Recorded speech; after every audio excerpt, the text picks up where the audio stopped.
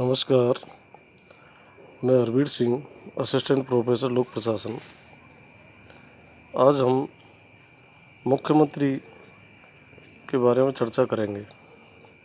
संविधान द्वारा सरकार की संसदीय व्यवस्था में राज्यपाल राज्य का संवैधानिक प्रमुख होता है, जो कि मुख्यमंत्री वास्तविक। दूसरे शब्दों में कहें तो राज्यपाल राज्य का मुखिया होता है, जबकि मुख्यमंत्री सरकार का मुखिया होता है। इस तरह राज्य में मुख्यमंत्री की स्थिति उसी तरह है जिस तरह केंद्र में प्रधानमंत्री की होती है। अब हम चर्चा करेंगे मुख्यमंत्री की नियुक्ति कैसे की जाती है। तो मुख्यमंत्री की नियुक्ति संविधान में मुख्यमंत्री की नियुक्ति और उसके निर्वाचन के लिए कोई विशेष प्रक्रिया नहीं है। केवल अनुच्छेद 164 में कहा गया है कि मुख्यमंत्री की नियुक्ति राज्यपाल करेगा। इसका तात्पर्य यह नहीं है कि राज्यपाल किसी भी व्यक्ति को मुख्यमंत्री नियुक्त करने के लिए स्वतंत्र है। संसदीय व्यवस्था में राज्यपाल राज्य विधानसभा में बहुमत प्राप्त दल के नेता को ही मुख्यमंत्री नियुक्त करता है। लेकिन यदि किसी दल को स्पष्ट बहुमत प्राप्त न हो तो राज्यपाल मुख्यमंत्री नियुक्ति में अपने विवेकाधिकार का इस्तेमाल कर सकता है। ऐसी परिस्थिति में राज्यपाल सबसे बड़े दल या दलों के समूह के नेता को मुख्यमंत्री नियुक्त करता है और उसे 1 माह के भीतर सदन में विश्वास मत प्राप्त करने के लिए कहता है। राज्यपाल अपने व्यक्तिगत फैसले द्वारा मुख्यमंत्री नियुक्ति तब करता है जब कार्यकाल के दौरान उसकी मौत हो जाए और कोई उत्तराधिकारी तय न हो। हालांकि मुख्यमंत्री की नियुक्ति के पश्चात सत्तारूढ़ दल सामान्यतः नए नेता का चुनाव कर लेता है और राज्यपाल के पास उसे मुख्यमंत्री नियुक्त करने के अलावा और कोई विकल्प नहीं होता है। संविधान में ऐसी कोई अपेक्षा नहीं है कि मुख्यमंत्री नियुक्त होने से पूर्व कोई व्यक्ति बहुमत सिद्ध करे। राज्यपाल पहले उसे बतौर मुख्यमंत्री नियुक्त कर सकता है, फिर एक उचित समय के भीतर बहुमत सिद्ध करने को कह सकता है। ऐसा बहुत से मामलों में हो चुका है। एक ऐसे व्यक्ति को जो राज्य विधानमंडल का सदस्य नहीं है 6 माह के लिए मुख्यमंत्री नियुक्त किया जा सकता है। इस समय के दौरान उसे राज्य विधानमंडल के लिए निर्वाचित होना पड़ेगा।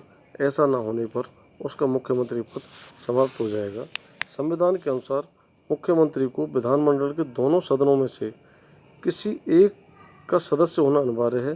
सामान्यतः मुख्यमंत्री निचले सदन विधानसभा से चुना जाता है, लेकिन अनेक अवसरों पर उच्च सदन विधानसभा के सदस्य को भी बतौर मुख्यमंत्री नियुक्त किया गया है।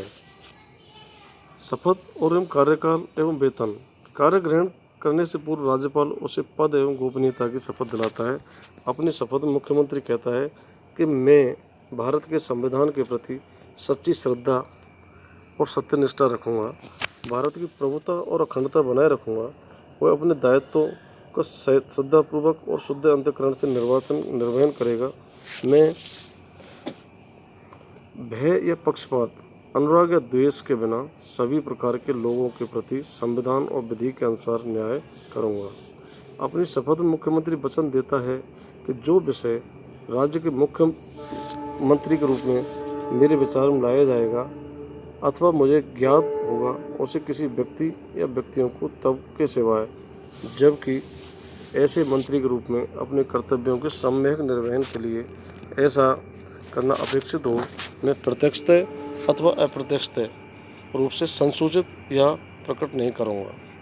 मुख्यमंत्री का कार्यकाल निश्चित नहीं होता है और वह राज्यपाल के प्रसाद पर्यंत अपने पद पर रहता है। यद्यपि इसका तात्पर्य यह नहीं है कि राज्यपाल उसे किसी भी समय बर्खास्त कर सकता है। राज्यपाल द्वारा उसे तब तक बर्खास्त नहीं किया जा सकता जब तक कि उसे विधानसभा में बहुमत प्राप्त है। लेकिन यदि वह विधानसभा में विश्वास खो देता है तो उसे त्यागपत्र दे देना चाहिए, अन्यथा राज्यपाल उसे बर्खास्त कर सकता है। मुख्यमंत्री के वेतन एवं भत्तों का निर्धारण राज्य विधानमंडल द्वारा किया जाता है। राज्य विधानमंडल के प्रत्येक सदस्य को मिलने वाले वेतन भत्तों सहित उसे व्यय विषयक भत्ते, निःशुल्क आवास, यात्रा भत्ता और चिकित्सा सुविधाएं आदि मिलती हैं। मुख्यमंत्री के कार्य एवं शक्तियाँ क्या हैं? मुख्यमंत्री के कार्य एवं शक्तियों का विवेचन हम निम्नलिखित बिंदुओं के आधार पर कर सकते हैं। मंत्रिपरिषद के संदर्भ में क्या काम है मुख्यमंत्री के?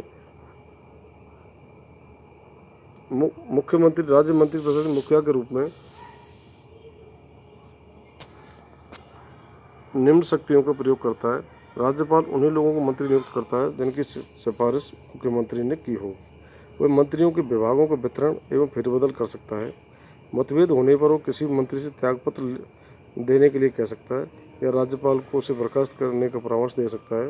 वह मंत्रिपरिषद की बैठक की अध्यक्षता कर सकता है, इसके फैसलों को प्रभावित करता है। वह सभी मंत्रियों के क्रियाकलापों में सहयोग, नियंत्रण, निर्देशन और मार्गदर्शन देता है।